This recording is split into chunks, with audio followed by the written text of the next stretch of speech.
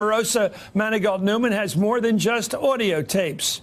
According to a person with direct knowledge, she also has a stash, apparently a big one, of videos, emails, text messages, and other hard documentation supporting her claims against President Trump. This comes after she released tapes this week already having to do with the president, possibly using racist language and a job offer in exchange for her shutting up, basically. She said she wasn't done yet, and that's apparently true. Let's watch. I'm not going to be bullied. I'm not intimidated. And I'm going to go toe-to-toe with him. Everything he throws at me, believe me, my tapes are much better than theirs. You're going to release more tapes? If I need to. I'll do what I have to do to protect myself. For more, I'm joined by Ken Vogel, political reporter with the New York Times. Christine Emba is a columnist for the Washington Post. Thank you both. I like your reporting and your writing. Let me go to Ken. You've already reported that she's got hundreds of tapes. What do you know? How do you react to the news that somebody's getting in the reporting tonight at the Associated Press that she's got other forms of proof of what she wrote in the book? Because she did say everything in the book is documented and documentable. Ken.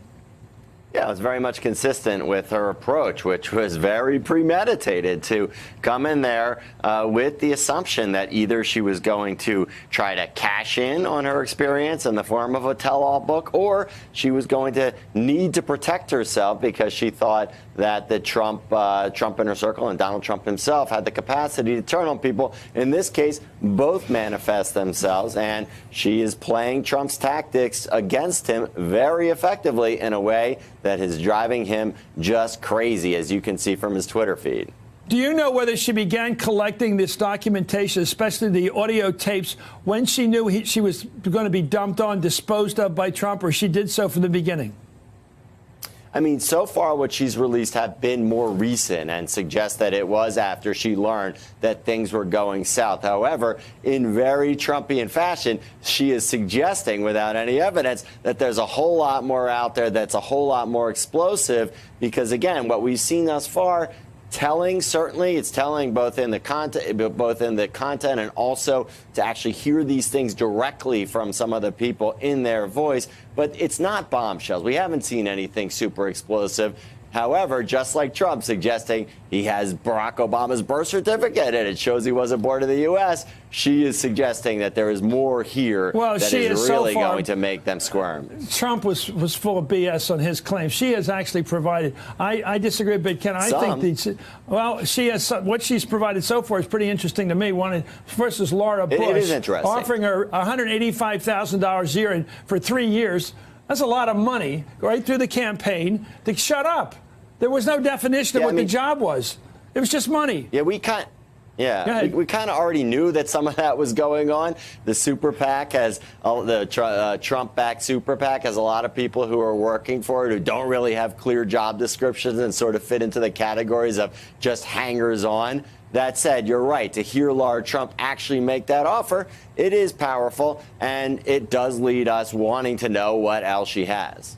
I've never heard of a job conversation where the offer of a job is primarily about the money, but not really a lot. If you want to give a speech now and then, that'd be okay. You know, Christine, what a job. It sounds like Hush to me. Hush, Hush, Sweet Amorosa. It really does. You know, it's like if you want to talk, if you want to even exist, it's fine, but just please don't hurt us. And I think that speaks to how important these tapes are to Trump, or these tapes. I don't think the General Kelly, with all his dignity, when he tried to erase her from the scene, you know, please leave the building, don't cause any trouble, we won't destroy you, had any idea what kind of order of battle she had, what kind of weapons she possessed. Yeah, it's actually fascinating. This is one of the crises that Trump has responded to almost the most strongly. I think he tweeted about her 8 times in one day. But the thing is, these tapes really represent an existential threat to the whole Trump MO, right? Which is about, being slippery with the truth. You say X one day, Y the next. You never know. But when there's hard evidence, you can't do that anymore. It really throws a wrench into his whole thing. I'm wondering, Ken, if you're Trump and you think you're the smartest guy in your family, I think that's fair to assume. He thinks so. And you got people around these Fredo characters in his family that aren't quite as wise or as tough as he is. And then he finds out that Laura Bush got taped, his daughter-in-law. He's already worried about Don Jr. at the tower, at the Trump Tower, meeting with the Russians. I wonder if he's worried as he goes to sleep or plays golf this week. And about the 8th hole, he's thinking, you know what? What in hell has that woman got on my kids? because they don't know they're being taped. We already know they got something. Your thoughts? Because that's what I think Trump's worried about. He wonders if she has the gall to walk. Actually, she's already taped him, too.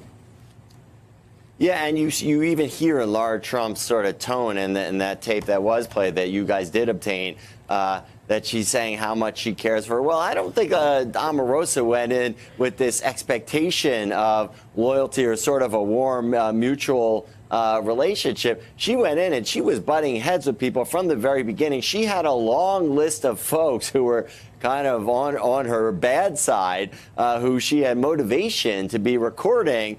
And it just so happens that some of the tapes that she's released thus far, again, though, in my opinion, are not super condemnatory, are of some of the most powerful people who are closest to Trump. So, yes, it should raise concerns about who else she has and what she has them saying. Well, it was just broke, Christina, that the reason that they gave the $130,000, that's a lot of money to Stormy Daniels. They weren't going to give her a nickel. The reason they did it is because they heard the Access Hollywood tapes and they got spooked. Yeah, I mean, again, it shows the power of the tapes. It also shows what Trump's usual method is. He was planning to just brazen it out, to completely lie about the whole affair, and then someone had the evidence, and suddenly it doesn't work. And I think that is frightening to Trump. That's you love it when he says, against him. That's not my voice on the tape. Exactly. It's unbelievable. One thing we know is what he said. Hey there, I'm Chris Hayes from MSNBC. Thanks for watching MSNBC on YouTube. If you want to keep up to date with the videos we're putting out, you can click subscribe just below me, or click over on this list to see lots of other great videos. Tonight, Donald Trump faces mounting legal and political pressure. A federal jury will take this weekend off before resuming these deliberations on the fate of his campaign manager, Paul Manafort. And Bob Mueller now tonight recommending jail time for former Trump aide George Papadopoulos. That's on the legal side. On the political side, new warnings that Republicans not only trail Democrats by 6 points in polling over who could win the midterms, but a blue wave could mark the effective end of the Trump presidency. Now, that may be motivating for many liberal voters, but Republican leaders are also mobilizing right now. Take this new video that's aiming to rile up conservative turnout by arguing this is now a war for the Trump presidency. It comes from a new multi-million-dollar campaign by former Trump campaign chair and advisor Steve Bannon, returning from exile to help congressional Republicans, whether they want his help or not.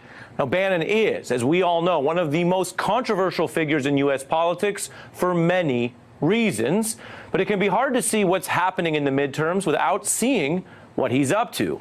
Now, people can't decide what to do about developments in our politics if what's happening is not exposed or not known or not confronted. And while Bannon has played quite a big role in conservative politics, he rarely goes on TV. He's never taken questions from an MSNBC journalist on air. And that changes tonight. We are about to air my new interview with Bannon, plus independent analysis, adversarial reaction, and fact-checking from our panel of journalists and political analysts who are with me live. I want to be clear up front, this interview had no ground rules, nothing off limits. We talked about Bannon's project for the midterms, his donors, his policy record in the White House, his political record from Roy Moore to Charlottesville. We talked about the Time's Up movement, his view of James Comey's firing and the Mueller probe. And we talked about why Mueller views him as a witness to both the collusion and obstruction investigation that's going on right now. Bannon also recounts the first time he and Mueller ever spoke at the doorway to Donald Trump's Oval Office. Here is part of our discussion, starting with the midterms. Let's start with the midterms. If they were held today, who do you think would win the House? I think if they're held today, we'd have a tough time holding the House. I really do. I think it could be north of 25, maybe 30 seats, maybe north of that. There are people that are projecting today it could be 45 or 50 seats.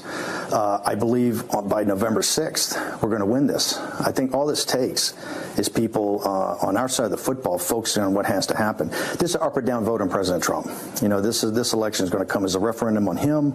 He permeates the entire political culture. And I think those that are around him are telling him that, hey, it's okay to lose the House. You can work with with the Democrats and you can run against a Democratic House in 2020, it's bad advice.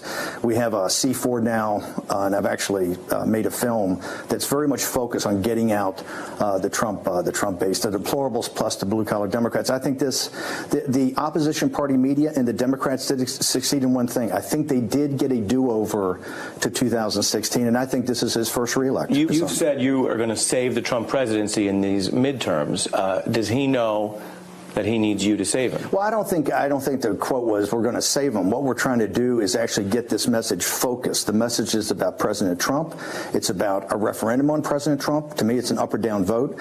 I think the Democrats, and particularly the grassroots Democrats, are running as an impeachment campaign. I think our side has to understand that. You just can't run on tax cuts. You have to run on the entire package of the Trump presidency. You think impeachment's on the ballot in November? Why? Absolutely. Because, number one, Tom Steyer and the grassroots of the Democratic Party have put it on the ballot, and so has Nancy Pelosi. Right now, Ari, when they say they're not talking about impeachment, it's because they've looked at the crosstabs in the polling, and they understand when we put impeachment on the ballot that it is a way to get all of the deplorables out. Even if the congressman in your district is a rhino, that you have to come out to support President Trump. Look, people on the Democratic left, you saw grassroots, Netroots Nation a couple weeks ago. There are people in these districts in July in 90-degree heat going door to door. The reason they're going door to door is they're talking about the impeachment of President Trump. And so all we're saying is that, hey, it's already on the ballot. Let's do it. Your new group is Citizens of the American Republic. You say we're at war. What does that really mean? Well, the film says Trump at war. I mean, the film is about Trump. You know, Trump's at war against the permanent political class. The film is your film. Yeah, the film is my film. It's a film called Trump at War, and it shows you that Trump is is at war with the permanent political class, the opposition party media, and basically he's at economic war with China.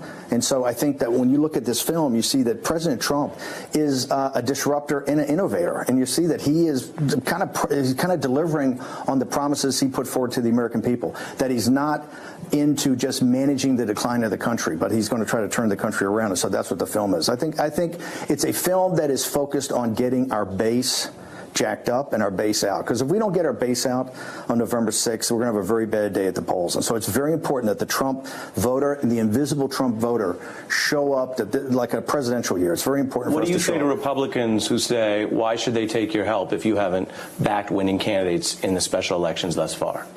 Well, I think I did back winning candidates in the primary, and the Republican establishment in Alabama, Roy Moore specifically. I mean, Roy Moore would have won that election if Mitch McConnell and Shelby and these others hadn't turned against him.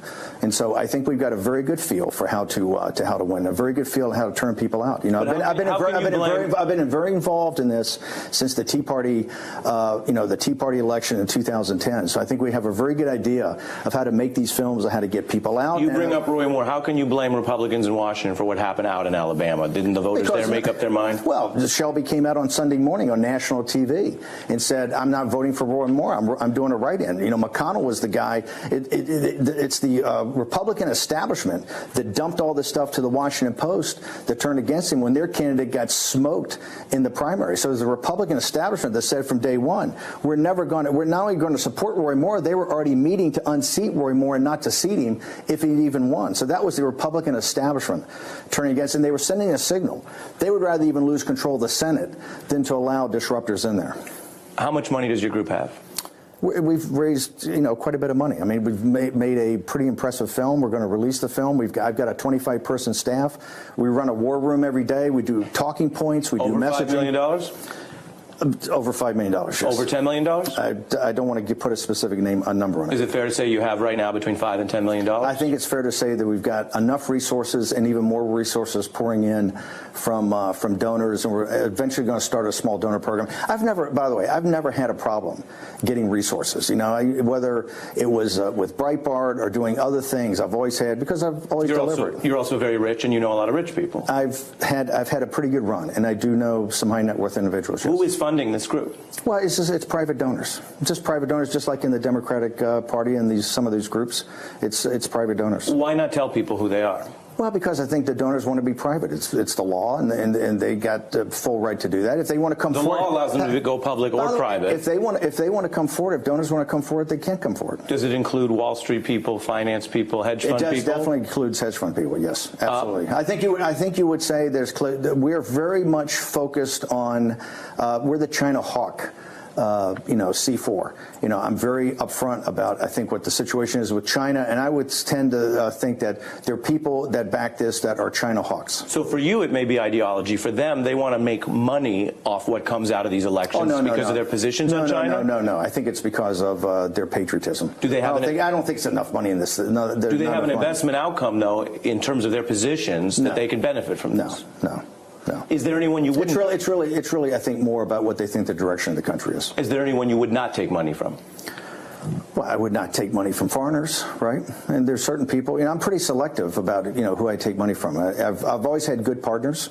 Always had partners that have been pretty happy. So I'm pretty selective about who I take money from. But I've never had a problem raising money. And I think you see, particularly in Wall Street and others, you see a lot of people that come from hard-scrabble backgrounds or blue-collar backgrounds that see that like this populism, that like economic nationalism, that kind of like the Trump program, that are pretty supportive. But your critics say that you talk a lot of smack about Wall Street, but then you're funded by Wall Street. Your new group, you're admitting, is funded not funded by Wall Street, but funded by certain individuals. Well, you just told me it includes financiers and includes people with a position in China, is what you just said. No, people that understand our position in China, the people that understand that we're kind of the China hawks. I didn't say they had a position in China. But how do you? The question you understand though is how do you take on Wall Street if you're funded by Wall Street? Well, by the way, individuals on Wall Street, some of the biggest guys on Wall Street are quite anti the antics that Wall Street's been up to.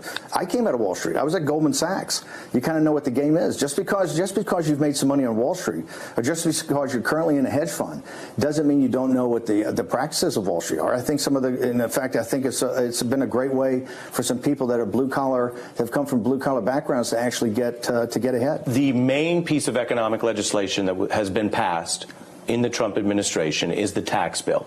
Most of those benefits go to the very wealthy. Was that a mistake? Well, no. Hang on for a second. The tax bill, the central part of the tax bill was also the corporate tax bill, was to make sure that we were competitive with Germany and China. And if you look at manufacturing jobs coming back here, it's part and parcel of this the situation we're in with the tariffs, the economic package and the tax package. That was the central part of it. So you look at manufacturing jobs and hand. I hear you globally. No, I'm talking not the tax globally. policy says 83% of the benefits. Not globally. Go to the top 1%. Not globally. I'm talking about what happened here. What happened here in manufacturing jobs coming back. That's why you've got such economic growth in the country. One of the reasons is the tax bill. Now, I didn't actually love some of the things on the personal income tax. Remember, Wall Street Journal reported in the Oval Office, I fought for a 44% tax for people making over $5 million. I lost that fight, but it's not that can't be readdressed sometime in the future. When you see 83% going to the top 1%, is that too much? I think what's important is what's happening with corporate America, is that corporate America is becoming more competitive, and we're repatriating $3 trillion of cash to come back here and invest in the United States. I think this is about manufacturing jobs, and I think if you look at President Trump's overall economic agenda, it's working. It's working for middle class and working class people. You talk about populism. Yes. The president went to Mar-a-Lago, where membership is $200,000, and told people the tax bill meant, quote, you all just got a lot richer. Is that your populism?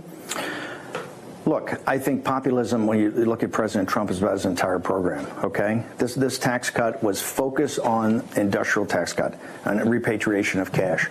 It was to make the manufacturing side of this country stronger. We had the 100% write-off of capital expenditure in period zero. This was all about rebuilding the manufacturing base, and that is the type of populism I'm talking about. Am I totally excited about every aspect of the tax bill? Not that excited. Remember, I was a big supporter of Paul Ryan's border adjustable tax, and that didn't go anywhere. So we went to Plan B. So, and do I think this can get better over time? Absolutely. But I think, given the context and given the situation, this is a very strong tax bill. Hey, I'm Ari Melber from MSNBC. You can see more of our videos right here, or better yet, subscribe to our YouTube channel below. You could have been anywhere in the world.